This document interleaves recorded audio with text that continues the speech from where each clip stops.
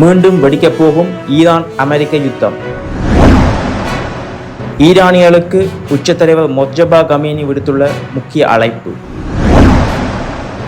ஈரானில் குண்டுவெடிப்பு, 14 புரட்சிகர காவலர்கள் பலி. அணு ஆயுதம் ஏந்திய ஈரான் உலகிற்கு பேரழிவு. நட்பு நாடுகளுக்கு வெள்ளை மாளிகை அவசர எச்சரிக்கை. அமெரிக்காவின் அதிரடி முடிவு, மத்திய கிழக்கிலிருந்து வெளியேறிய ராட்சத கப்பல். ஈரானின் புதிய திட்டத்தில் எனக்கு திருப்தி இல்லை, ஒப்பந்தத்தை நிராகரித்த ட்ரம்ப். எங்கே அந்த போர் நிறுத்தம்? அமெரிக்காவை கிழித்தெறிந்த லெபனான் சபாநாயகர். ஈரான் மீதான அமெரிக்க முற்றுகை தீவிரம், 20 நாட்களில் திசை திருப்பப்பட்ட 48 வணிக கப்பல்கள்.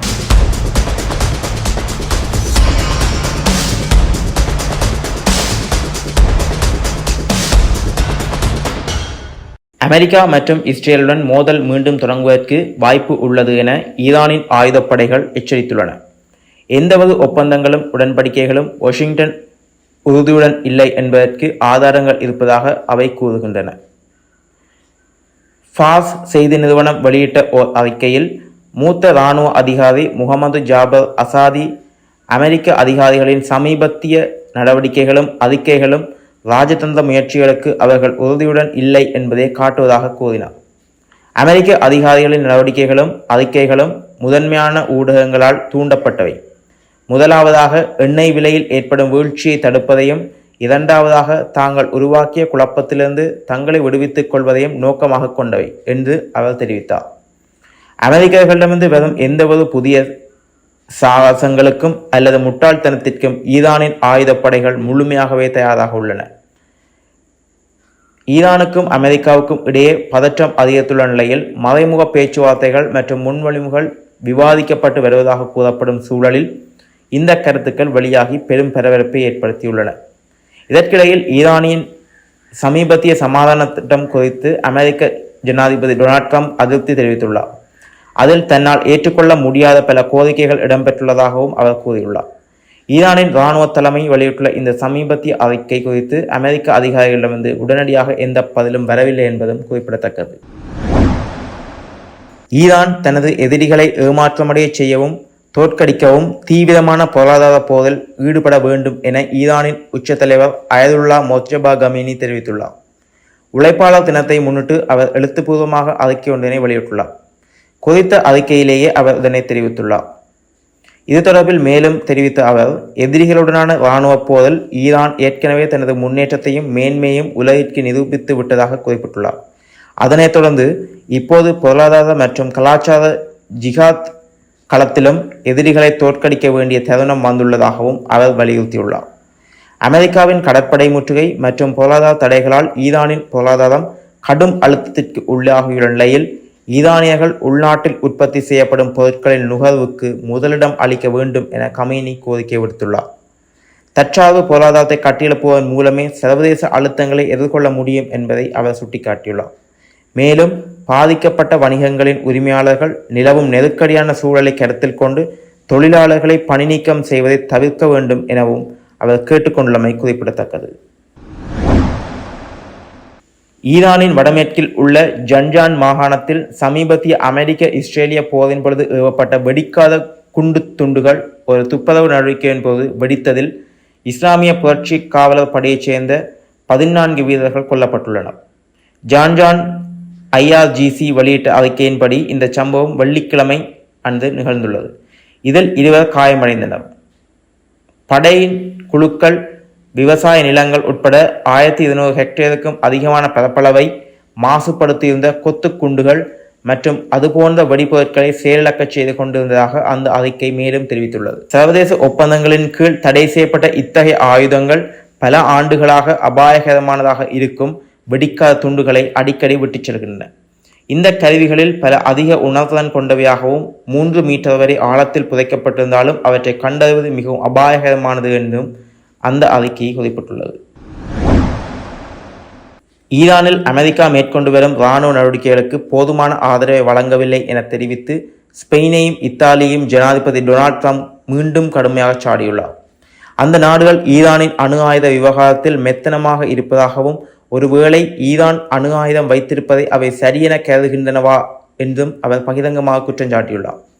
வெள்ளை மாளிகையில் செய்தியாளர்களிடம் கருத்து தெரிவித்த பொழுதே அவர் இதனை தெரிவித்தார்.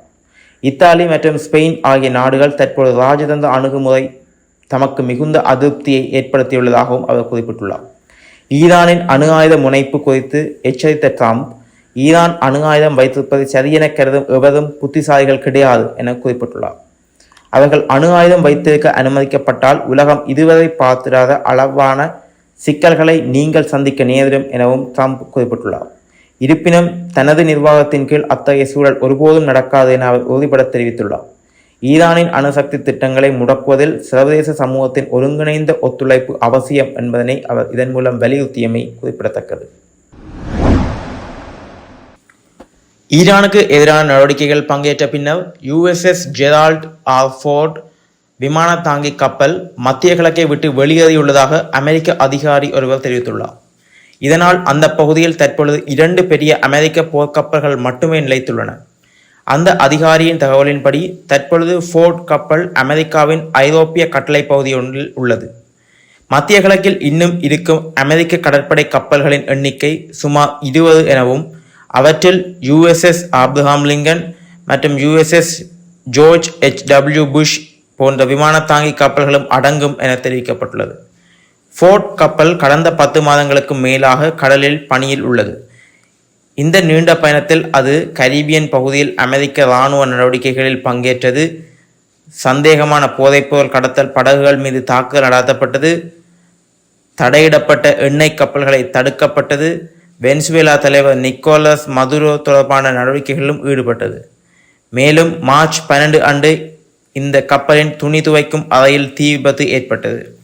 இதில் 2 கடற்படை வீரர்கள் காயமடைந்தனர் மற்றும் சுமார் 100 படுக்கைகள் சேதமடைந்தன.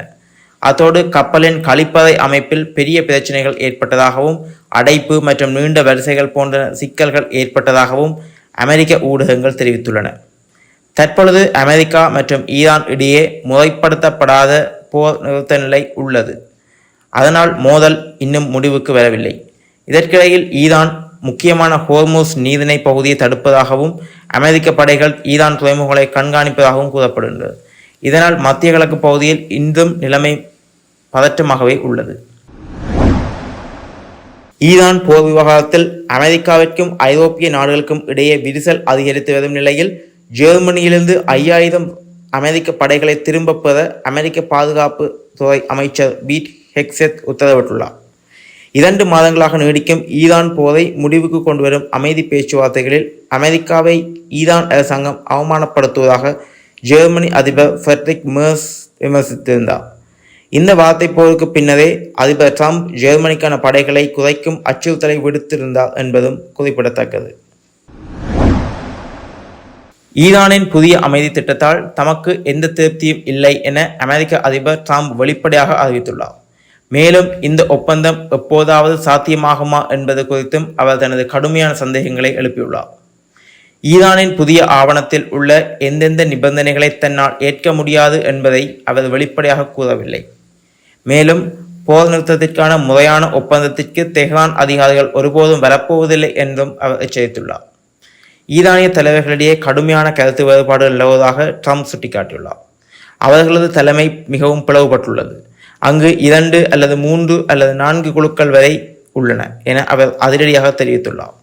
அவர்கள் அனைவரும் ஒப்பந்தம் செய்து கொள்ள வேண்டும் என்ற ஆசை இருக்கின்றது. ஆனால் அவர்கள் அனைவரும் மிகுந்த குழப்பத்தில் உள்ளார்கள் என ஈரானின் தற்போதைய அரசியல் நிலைமைகளை கடுமையாக விமர்சித்துள்ளார்.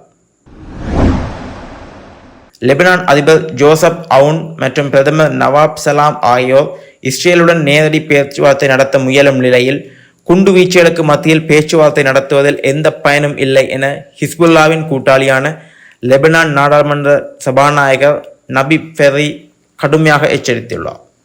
இஸ்ரேல் நகரங்களை அழிப்பதும் வீடுகளை இடிப்பதும் இன்றும் நிற்கவில்லை என அவர் வேதனையுடன் குறிப்பிட்டுள்ளார். குழந்தைகள், பெண்கள் மற்றும் முதியவர்களின் இரத்தம் கொடூரமாக சிந்தப்படுவதை இஸ்ரேல் இன்னும் நிலைநிறுத்தவில்லை என அவர் அப்பட்டமான கேள்வியை முன்வைத்துள்ளார்.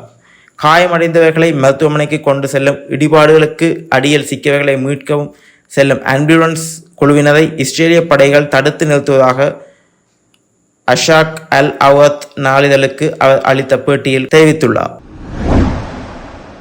ஈரானிய துறைமுகங்களை இலக்கு வைத்து அமெரிக்கா மேற்கொண்டு வரும் கடற்படை முற்றுகையின் ஒரு பகுதியாக கடந்த 20 நாட்களில் மட்டும் 48 வணிக கப்பல்கள் திசை திருப்பப்பட்டுள்ளதாக தெரிவிக்கப்பட்டுள்ளது. குறித்த விடயத்தினை அமெரிக்க மத்திய கட்டளையகம் அதிகாரப்பூர்வமாக அறிவித்துள்ளது.